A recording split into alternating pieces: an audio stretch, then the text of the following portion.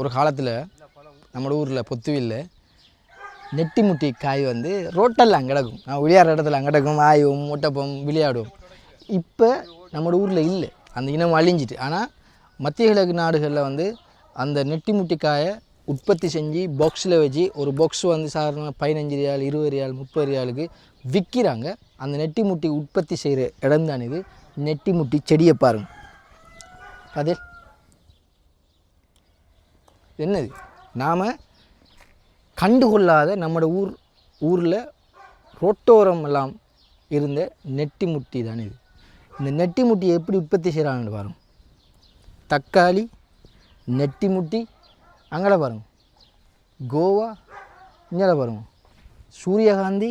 அப்போ இந்த நெட்டி முட்டிக்கு எவ்வளவு ஒரு முக்கியத்துவம் கொடுக்குறாங்கன்னு பாருங்க. டென்ட் அடித்து இயற்கையான முறையில் செஞ்சு விற்கிறாங்க. இந்த நெட்டி முட்டி பழத்தை பற்றி உங்களுக்கு இருக்கிற வரலாற்றில் உங்களுக்கு இருக்கிற அனுபவங்களை கட்டாயம் பகிர்ந்து கொள்ளுங்க. நெட்டி முட்டி காய்கிற முக்கியத்துவம் பற்றி உங்களுக்கு தெரிஞ்சதையும் நீங்கள் இந்த காணொலியை கீழே பின்னூட்டம் விடுங்க. தொடர்ச்சியாக இப்படிப்பட்ட வீடியோக்களை பார்ப்பதற்கு என்னுடைய பக்கத்தினை ஃபாலோ செய்து வைத்துக் கொள்ளுங்கள். நன்றி.